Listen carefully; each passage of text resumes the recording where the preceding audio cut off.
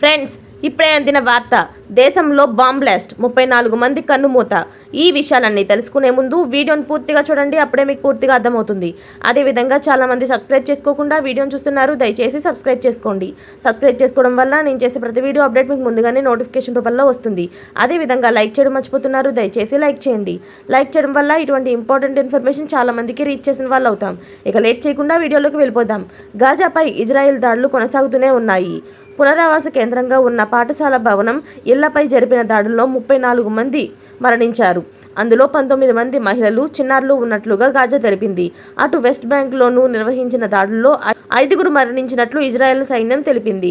బుధవారం ఉదయం సెంట్రల్ గాజాలోని నూసిరాత్ శరణార్థి శిబిరం సమీపంలో ఆల్ జౌని ప్రిపరేటరీ బాంబ్స్ పాఠశాల ఇజ్రాయిల్ జరిపిన వైమానిక దాడుల్లో 14 మంది మరణించారు. వారిలో 2 చిన్నారులు ఉన్నారు. అయితే పాఠశాల నుంచి హమాస్ మిలిటెంట్లు కార్యకలాపాలు కొనసాగిస్తున్నారని, అందుకే దాడి చేశామని ఇజ్రాయిల్ సైన్యం తెలిపింది.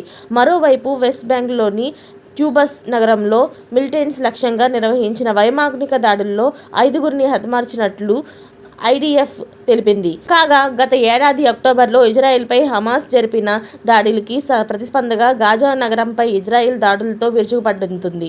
ఈ యుద్ధం కారణంగా గాజాలో పెద్ద ఎత్తున ప్రాణ ఆస్తి నష్టం జరిగింది. ఇప్పటి వరకు దాదాపు 80,000 ఇళ్లు ధ్వంసమయ్యాయి. వీటిని నిర్మించేందుకు $1 బిలియన్ అవసరమని ఐక్యరాజ్యసమితి అంచనా వేసింది. గత ఏడాది అక్టోబర్ 7న ఇజ్రాయెల్పై హమాస్ జరిపిన భీకర దాడిలో 1,200 మంది ఇజ్రాయెల్ పౌరులు మరణించారు. ఇజ్రాయెల్లో జరిపిన ప్రతీకార దాడుల్లో ఇప్పటి వరకు 41,000 మంది పైగా ఫలస్తీనులు ప్రాణాలు కోల్పోయారు. 95,000 మంది గాయపడ్డారు. భవన శిథిలాల కింద మరో 10,000 డెడ్ బాడీలు ఉండవచ్చని అంచనా వేస్తున్నారు. ఈ యుద్ధం కారణంగా గాజాలో 80,000 ఇళ్లు ధ్వంసమయ్యాయి.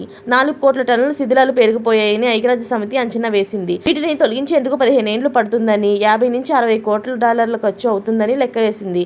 అయితే ఇక ఐక్యరాజ్య సమితి నివేదిక ప్రకారం దాదాపు 19 లక్షల మంది నిరాశ్రయులుగా మారారు.